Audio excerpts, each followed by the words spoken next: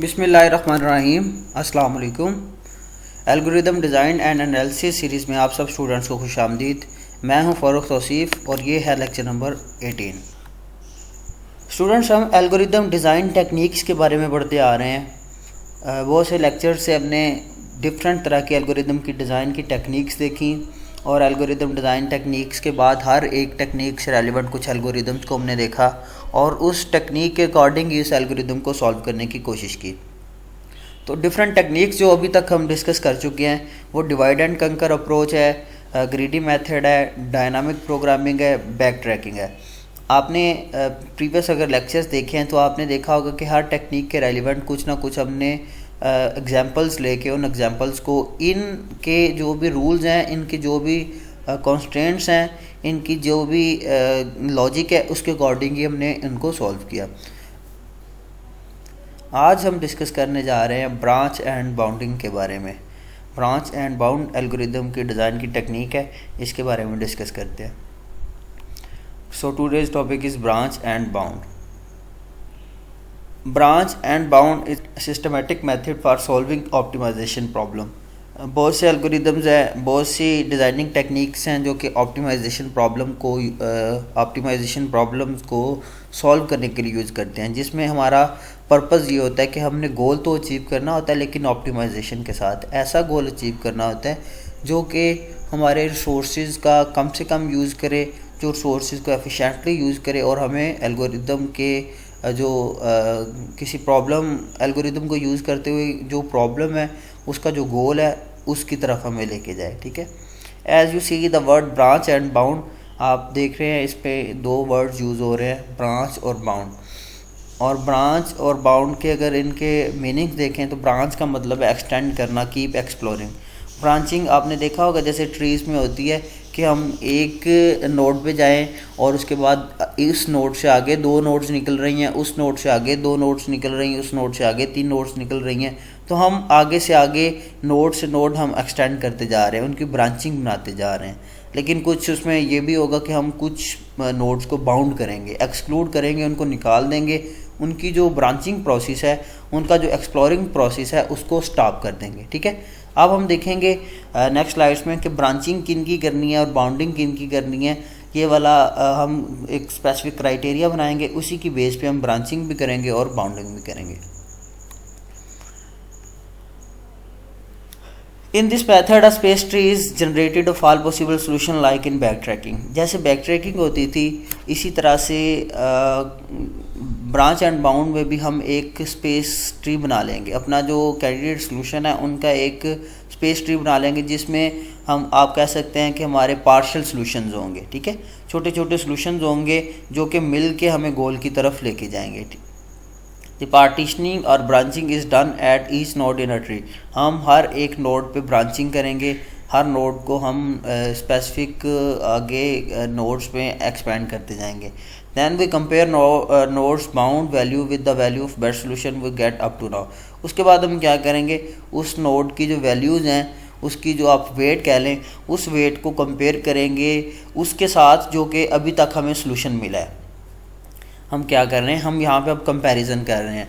हमें एक सोल्यूशन मिल चुका है, उसके बाद हम न्यू सोल्यूशन के लिए शायद हमें इससे भी बेहतर सोल्यूशन मिल जाए, उस पर्पज़ के लिए हम नेक्स्ट आके कंपैरिजन स्टार्ट करेंगे। If the value you got is better than best solution value than we expand it. अगर हमें एक ऐसी वैल्यू मिल जाती है, ऐसी नोड मिल जाती है जिसको अगर आप एक्सपेंड करते हो, जिसको आप अगर यूज़ करते हो तो आपको जो प्रीवियस सोल्यूशन मिला था उससे भी बेहतर सोल्यूशन मिल जाए, तो इस पर्पज़ के लिए हम क्या करेंगे, उस नोड को एक्सपेंड करेंगे। सिर्फ़ और सिर्फ तब एक्सपेंड करेंगे जब हमें इस बात की गारंटी हो कि अब जो हमें ये न्यू सोल्यूशन मिलेगा, जो हम न्यू नोड को एक्सपेंड कर रहे हैं, न्यू नोड को हम यूज़ कर रहे हैं, तो ये हमें उससे बेहतर सोल्यूशन देगी जो कि हमने प्रीवियसली हमारे पास मौजूद है। इसकी एग्जांपल इस तरह से है कि हम कोई एक काम करने का एक तरीका ढूंढ लें, हमारे पास वो तरीका हम अपने दिमाग में रख लें, हम उसके बाद क्या करें, उससे भी बेहतर तरीका ढूंढने की कोशिश करें और हम ढूंढते रहेंगे उस वक्त तक ढूंढते रहेंगे जब तक हमें कोई उससे भी बेटर तरीका उससे बेटर तरीका नहीं मिल जाता। अगर तो हमें उससे बेटर तरीका मिल जाएगा तो हम जो बेटर हमें स्पेस सोल्यूशन मिला है, जो हमें बेटर कैंडिडेट सोल्यूशन मिला है, उसको हम यूज़ करेंगे। ठीक है, अगर हमें वो उससे बेहतर कोई नहीं मिला तो हम ऑलरेडी जो हमारे पास तरीका मौजूद है उसी तरीके को ही हम यूज़ करेंगे। ठीक है, otherwise we will exclude this node or bound it. अगर तो वो नोड आपको आपके बेटर सोल्यूशन की तरफ लेके जाएगी तो डेफिनेटली आप उसको एक्सपेंड करोगे, लेकिन अगर आपको वो बेटर सोल्यूशन की तरफ लेके नहीं जा रही, जो आपके पास पहले से सोल्यूशन मौजूद है उससे भी बेहतर सोल्यूशन वो प्रोवाइड नहीं कर रही, तो उस नोड को एक्सपेंड करने की ज़रूरत नहीं है, उसको हम एक्सप्लोर नहीं करेंगे। इट मीन्स के आप उसकी जो नेक्स्ट आगे नोड्स हैं उन नोड्स पे जाने का सवाल ही पैदा नहीं होता। वो पूरी की पूरी आपने जो उसकी नोड की आगे से एक ट्री बनी हुई है, उसकी पूरी नोड की ट्री को आपने क्या कर देना है, एक्सक्लूड कर देना है, बाउंड कर देना है। फॉर एग्जांपल हम कह लें कि आपके पास ये एक नोड है, उससे आगे एक और ये नोड निकल रही है। ठीक है, और इसी के पैरेलल एक और यहाँ पे नोड निकल रही है। अब इस नोड पे जाने के लिए आपके पास यहाँ पे जो रास्ता है वो उसका वेट है 5 फॉर एग्जांपल। ठीक है, और ये जो आपको नोड लेके जा रही है ये इसका वो वेट है 10। तो हम क्या करेंगे, अब इससे आगे भी नोड्स कुछ निकलेंगे, ये जो सेकंड नोड है इससे आगे भी कुछ नोड्स निकलेंगे। ठीक है, और इसी तरह से ये वाली जो नोड है इससे भी आगे कुछ नोड्स निकलेंगे। हम क्या करेंगे, इसको एक्सपैंड करेंगे, इसको एक्सपैंड तो करेंगे, लेकिन जो राइट साइड वाली नोड है उसको एक्सपैंड करने की ज़रूरत ही नहीं है, क्योंकि हमारे पास इससे बेटर सोल्यूशन पहले ही मौजूद है। By using this strategy we will move forward to get the goal. इसी तरह से हम मूव करते जाएंगे, हम इनको एक्सप्लोर करते जाएंगे और बाउंड करते रहेंगे यहाँ तक कि हम अपने गोल तक पहुँच जाएंगे। Main theme of this technique, the purpose of a branch and bound search is to maintain the lowest code path to a target. तो हमारा मेन गोल ये है, हमारा मेन थीम ये है कि हमने लोएस्ट कोस्ट यूज़ करते हुए, लोएस्ट कोस्ट रहते हुए हमने अपने गोल की तरफ जाना है। हमने इस हिसाब से सर्चिंग करनी है कि हमें जो हमारे पास अगर कोई सोल्यूशन है भी तो उससे भी कोई बेटर सोल्यूशन मिल जाए। Once a solution is found it can keep improving the solution. एक बार आपको जो सोल्यूशन मिल गया आपने उसको इम्प्रूव करने की कोशिश करनी है कि हमें इससे भी बेहतर सोल्यूशन मिल जाए। जैसे मैं आपको पहले एग्जांपल दे चुका हूँ कि आपके पास अगर किसी एक प्रॉब्लम को सॉल्व करने का एक सोल्यूशन मौजूद है तो आप क्या करोगे, इस सोल्यूशन से भी बेटर सोल्यूशन जो है फाइंड करने की कोशिश करोगे। कोई ऐसा काम करोगे, कोई ऐसा सोल्यूशन ढूंढोगे जो कि आपको प्रीवियस जो सोल्यूशन मिला हुआ है उससे भी बेहतर सोल्यूशन की तरफ लेके जाए। ठीक है, as we know about backtracking that is use DFS, depth first search. हम बैक ट्रैकिंग के बारे में बेटा पढ़ चुके हैं पहले ही कि जो बैक ट्रैकिंग होती है वो डेप्थ फर्स्ट सर्च को यूज़ करती है। ये MCQs पॉइंट ऑफ व्यू से बहुत इंपॉर्टेंट बात है। डेप्थ फर्स्ट सर्च से मुराद क्या है, जिसमें आप उस नोड के जो डेप्थ में जाते जाओगे। For example there is a node, main node 1, उसके बाद एक सेकंड नोड है 2 नोड, और उसके पैरेलली पहली नोड से, फर्स्ट नोड से 3 नोड निकल रही है। ठीक है, और इसके पैरेलल 4th नोड निकल रही है। अब 2, 3, 4 होने के बाद फिर दो जो आपकी 2 वाली जो नोड है उससे आगे नोड निकल रही है 5। ठीक है, और 2 वाली नोड से निकल रही है 6, और फिर जो उसकी आगे ये 5th है, 5th से आगे नोड्स निकल रही है। अगर डेप्थ फर्स्ट सर्च टेक्निक को यूज़ करेंगे तो आप क्या करोगे, यहाँ से स्टार्ट होगे, आप यहाँ से यहाँ जाओगे, जो 5th नोड हमने जिसे को बोला था, 5th नोड से आगे आप यहाँ पे जाओगे, ना कि आप जो पैरेलल आपके नोड्स हैं उनको भी साथ के साथ एक्सप्लोर करोगे। तो डेप्थ में फर्स्टली हम क्या करेंगे, पहले डेप्थ में जाके चेक करेंगे, फिर हम पीछे जब हमें लास्ट पे मिल जाएगा, लास्ट पे हम उसकी डेप्थ में पहुंच जाएंगे, उसके लास्ट पॉइंट पे पहुंच जाएंगे, उसके बाद हम दोबारा से ऊपर आने की कोशिश करेंगे और बाकी नोड्स को भी एक्सप्लोर 1 बाय 1 करने की कोशिश करेंगे। But in branch and bound technique, इसमें हम ब्रेड्थ फर्स्ट सर्च यूज़ करते हैं। ब्रेड्थ बोलते हैं चौड़ाई को, मतलब वाइडनेस के हिसाब से। अब जो मैं आपके साथ पहले एग्जांपल डिस्कस की थी, for example there is node 1, उसके बाद 2 है, उसके बाद 3 है, उसके बाद 4 है। इट मीन्स के जो आपकी नोड फर्स्ट से जितनी भी नोड निकल रही हैं उनकी सारी की सारी नोड्स को हम पैरेलल नोड्स को भी एक्सप्लोर करेंगे। जो आपकी नोड्स इसके साथ साथ मौजूद हैं उनको भी हम एक्सप्लोर करेंगे। इट मीन्स आपने ब्रेड्थ फर्स्ट सर्च की, ब्रेड्थ को आपने पहले चेक किया, ना कि आप डेप्थ की तरफ गए, ठीक है। तो इट मीन्स कि आपने क्या करना है कि आपने इसकी पहले जो ब्रेड्थ्स हैं, इट मीन्स कि इस नोड से जितनी भी नोड्स निकल रही हैं उन सब की सब नोड्स को आपने पहले चेक करना है, फिर आपने उनकी डेप्थ की तरफ जाना है। So this is the main difference between back tracking and branch and bound. कौन कौन से स्टेप्स इन्वॉल्व हैं, किस किस तरह से हम इसकी ट्रैवर्सल करेंगे, किस तरह से हम ब्रांच एंड बाउंड को यूज़ करेंगे। स्टेप 1 क्या है, ट्रैवर्स द रूट नोड। सबसे पहले तो हम आंखें बंद करके जो हमारे पास रूट नोड है, जहाँ से आप ये कह लें इनिशियल पॉइंट है, उस पॉइंट से हम ट्रैवर्सल करना स्टार्ट करेंगे। ट्रैवर्स का मतलब होता है उससे आगे जो नोड्स हैं उन नोड्स को चेक करना, ठीक है। ट्रैवर्स द रूट नोड, सबसे पहली जो पेरेंट नोड आप कह लें, सबसे ऊपर वाली जो नोड है उसको हम ट्रैवर्स करेंगे। Step 2, traverse any neighbour of the root node that is maintaining least distance from the root node. उसके बाद हमने जो उसके नेबर्स हैं उनको चेक करना है। अगर उनमें से कोई आपको ऐसा नेबर मिलता है जो कि आपको लीस्ट डिस्टेंस है, जो आपका लीस्ट वेट में आपको सोल्यूशन की तरफ लेके जा रहा है, तो हमने उसको यूज़ करना है। Traverse any neighbour of the root node that is maintaining least distance from the root node. उसके बाद जो आपको नेबर मिलेगा, नेक्स्ट नेबर मिलेगा, उसके आगे जो नेबर्स हैं, नेबर से मुराद उससे जो आगे नोड्स निकल रही हैं, जो उसके साथ एसोसिएटेड नोड्स हैं, उन नोड्स को चेक करना है। उसमें से हम सेलेक्ट किसको करेंगे, जो कि आपको लीस्ट डिस्टेंस की यूज़ करते हुए गोल की तरफ लेके जाएगी, ठीक है। तो हमने पहले रूट नोड के नेबर्स और उसके बाद जो उसके नेबर आएंगे उसके आगे से नेबर्स, और आगे अगर चलता रहेगा तो उसके आगे से जो नेबर्स हैं उनको हमने ट्रैवर्स करते रहना है। इस बेस पे हमने ब्रांच एंड बाउंडिंग को यूज़ करना है कि हमारी जो अगर तो हमें वो गोल की तरफ लीस्ट वेट यूज़ करते हुए या लीस्ट डिस्टेंस को यूज़ करते हुए अगर हमें वो गोल की तरफ लेके आ रहा है तो हमने उसको ब्रांचिंग उसकी ज़रूर करनी है। लेकिन अगर वो आपको ज़्यादा कॉस्ट वहाँ पे बढ़ रही है तो हम उसको वहीं पे बाउंड कर देंगे। Step 4, this process will continue until we are getting the goal. ये वाला काम हम करते रहेंगे, ट्रैवर्सल करते रहेंगे, तब तक करते रहेंगे जब तक हमें हमारा गोल नहीं मिल जाता। लीजिए एक एग्जांपल के साथ इसकी इम्प्लीमेंटेशन करते हैं। फॉर एग्जांपल एक आपके पास ये फिगर मौजूद है, इसमें आप देखें डिफरेंट टाइप्स की नोड्स हैं। इसको हम कंसीडर कर लेते हैं this is the root node, ठीक है। A is the root node and F is the goal node. ये हमारी सक्सेस है, ठीक है। अब हमने क्या करना है, अब हमने ब्रांच एंड बाउंडिंग को यूज़ करते हुए अपने गोल की तरफ जाना है। तो आप देखिए ज़रा स्टूडेंट्स, ज़रा ए को गौर करें, A is the root node. तो इसमें से निकलने वाली नोड कौन कौन सी है। सो फिफ्थ वेट वाली that moves towards the B node, और ए से सी की तरफ जिसका वेट 7 है, और ए से एफ की तरफ जिसका वेट 19 है। तो आप खुद ही से भी देखें कि हम किस रूट को एक्सपेंड करेंगे और किस रूट को हम क्या करेंगे, बाउंड कर देंगे। तो आपने देखा होगा अकॉर्डिंग टू इट्स वेट।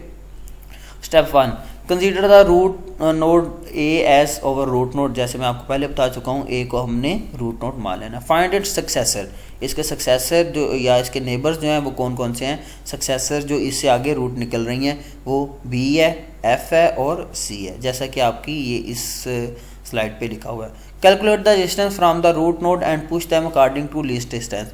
उसके बाद हमने हर एक का डिस्टेंस देखना है, इसका डिस्टेंस देखना है, इसका डिस्टेंस देखना है और इसका डिस्टेंस देखना है, और इसको सॉल्यूशन स्पेस में सॉल्यूशन के एरिया में उसी को दाखिल करेंगे जो आपको लीस्ट डिस्टेंस, जिसका लीस्ट डिस्टेंस होगा। सो ये आप देखें ज़रा, इसको हमने चेक करने का प्रोसेस है। बी पे अगर आप जाते हैं तो उसके लिए 0 + 5। 0 का मतलब ये है कि जो अभी प्रीवियस नोड तक हम आए हैं वो वहाँ पे अभी तक वेट 0 था। The cost of A is 0 as it is starting node. अभी ए का क्योंकि स्टार्टिंग नोड है इसलिए उसका जो टोटल वेट है वो 0 है। और बी तक जाने का 0 + 5 = 5। एफ का 0 + 9 = 9। 0 + 7 = 7। यहाँ पे थोड़ी सी मिस्टेक है, यहाँ पे 0+ शायद उसका वेट 19 है, तो यहाँ पे स्टूडेंट्स इसका अकॉर्डिंगली 19 ही होगा। अच्छा स्टूडेंट्स, उसके बाद अगर आप देखें here B is the least distance, तो हमने बी को यूज़ करना है क्योंकि ये लीस्ट डिस्टेंस शो करवा रहा है, ठीक है। ए से हम बी की तरफ चले जाएंगे। अब देखें ज़रा, हमने इसको एक्सपेंड किया, इसको हमने बी की तरफ गए, बाकी जो नोड्स हैं उनको हमने यूज़ ही नहीं किया। नेक्स्ट स्टेप 2 पे जाएं। Now the stack will be, अब जब हम बी पे चले जाते हैं, यहाँ पे अब हम बी पे पहुँच चुके हैं, ठीक है। अब नेक्स्ट स्टेप हमारा ये है कि इसकी जो नेबर नोड हैं, इसके आगे सक्सेसर्स हैं, वो हमने ढूंढने हैं कौन कौन से हैं। तो इसके सक्सेसर्स हैं, एक तो ये बी से ई है और बी से डी है। अब ये जो आपकी ये स्टैक बनी हुई है सी एफ बी, तो ये बी आपकी वो वाली सबसे ऊपर वाली ये इसमें से नोड है। सी और एफ आपकी नोड्स हैं जो कि नीचे चली गई हैं, जो स्टैक के नीचे चली गई, जिनको हमने एक्सप्लोर ही नहीं किया। सी एफ जो आपकी फर्स्ट नोड थी, एक सी ये वाली और एफ ये वाली, तो आपके स्टैक में ये नीचे चली गई हैं इस वजह से क्योंकि हमने इनको एक्सप्लोर नहीं करना। और बी आपकी स्टैक में सबसे ऊपर है, टॉप पे है, क्योंकि हमने इसको आगे से एक्सप्लोर भी करना है। So as B is on the top of the stack, so calculate the neighbour of B. जैसे मैं आपको पहले बता चुका हूँ कि बी स्टैक के सबसे ऊपर मौजूद थी, इसलिए इसको हमने एक्सपेंड किया। अब बी के सक्सेसर नोड हैं डी और ई, मैं आपको ये पहले दिखा चुका हूँ। ये बी से डी और बी से ई, ये इसकी सक्सेसर नोड हैं। अब इनका वेट कैलकुलेट करेंगे। ए तक आने का वेट था 0, ए से बी तक आने का वेट था 5 और बी से डी तक आने का वेट है 4। 0 + 5 + 4। और इसी तरह से ए से बी तक पहले ए तक आने का वेट 0 है, ए से बी तक आने का वेट 5 है और बी से ई तक जाने का वेट 6 है। तो हम किसको यूज़ करेंगे, 0 + 5 + 6 को या 0 + 5 + 4 को। तो ये आपकी स्लाइड पे यहाँ पे नज़र आ रहा है कि 0 + 5 + 4 and 0 + 5 + 6। The least distance is D from B. So ये वाला डिस्टेंस कम है, so it will be on the top of the stack. सब अब हम इसको स्टैक के सबसे ऊपर वाले हिस्से में रख देंगे, ठीक है। तो हमने ये डी को अब स्टैक के सबसे ऊपर वाले हिस्सा में चला गया। अब D is the top of the stack, as the top of the stack, so calculate neighbour of D. अब हम डी के नेबर्स को फाइंड करेंगे। डी के नेबर्स कौन कौन से हैं। डी का नेबर एक तो ये है 3, ठीक है, और डी का नेबर एक ये वाला है। तो these are 2 neighbours of D. अब इनका वेट कैलकुलेट कर लेंगे। कैलकुलेट करने के बाद इनका अगर वेट देखें तो 0 + 5 + 4 + 8, 0 + 5 + 4 + 3। तो किसको यूज़ करेंगे, हमारा 0 + 5 + 4 + 3 12 बन रहा है और ये 17 बन रहा है। The least distance is F from D and is over goal node, so stop and return 6। हमें ये वाला चूँकि हमारा F is the goal, F हमारा गोल था, तो हमने क्या किया, हमने एफ़ वाला रास्ता यूज़ किया, एफ़ वाली नोड को यूज़ किया और इसने हमें 12 हमारा रिज़ल्ट दिया। और 12 रिज़ल्ट क्योंकि हमें कम ये वेट में गोल की तरफ लेके जा रहा है, तो इसको हमने यूज़ कर लिया। तो ये एफ़ था, एफ़ के बाद एफ़ इज़ द गोल। अब आपका ये गोल है, हमने ये वाली सर्चिंग जो पाथ है वो हमने कौन सा यूज़ किया, ए बी डी और एफ़, और इसको यूज़ करते हुए हम गोल तक पहुंच गए। अगर इनके एडवांटेजेस की बात करें इस एल्गोरिदम के, तो find an optimal solution if the problem is of limited size. इसमें स्टूडेंट्स ये बात याद रखें कि ये जो एल्गोरिदम है, ब्रांच एंड बाउंडिंग टेक्निक है, ये छोटे लेवल के प्रॉब्लम्स को सॉल्व करने के लिए यूज़ होता है। अगर आपका प्रॉब्लम का साइज़ बढ़ जाए तो उसमें ये ऑप्टिमल सोल्यूशन की गारंटी नहीं देता, लेकिन लिमिटेड साइज़ के प्रॉब्लम है उसमें इसका सोल्यूशन हमेशा ऑप्टिमल होता है। डिसएडवांटेज ये extremely time consuming, the number of nodes in a branch tree can be too large. ये मैं आपको पहले बता चुका हूँ कि इसका टाइम कंज्यूम ज़्यादा करेगा अगर आपकी नोड्स बहुत ज़्यादा हो जाती हैं। अगर नोड्स ज़्यादा होंगी उस सूरत में ये एल्गोरिदम एफिशिएंटली वर्क नहीं करेगा। The branch and bound algorithm is limited to small size network. ये मैं पहले ही आपके साथ तज़किरा कर चुका हूँ कि स्मॉल साइज़ के जो प्रॉब्लम्स हैं उनको branch and bound efficiently solve करता है। In the problem of large network where the solution search space grows exponentially with the scale of the network, the approaches become relatively prohibitive. तो इस सूरत में जब आपका नेटवर्क लार्ज हो जाता है, जब आपकी प्रॉब्लम्स बड़ी हो जाती हैं और आगे से आगे प्रॉब्लम्स ज़्यादा ग्रो करती हैं, उस सूरत में ये गारंटीड नहीं होगा कि आपको टाइमली एक तो ये सलूशन दे, और दूसरा ये भी नहीं होगा कि ये आपको ऑप्टिमल सलूशन दे। So these are the disadvantage of branch and bound. तो ये था आज का लेक्चर, होपफुली आपको समझ आ गई होगी। अगर कुछ इसके बारे में ना पता चला हो तो आप मेरे साथ डिस्कस कर सकते हैं। Okay, thank you very much. Allah हाफिज़।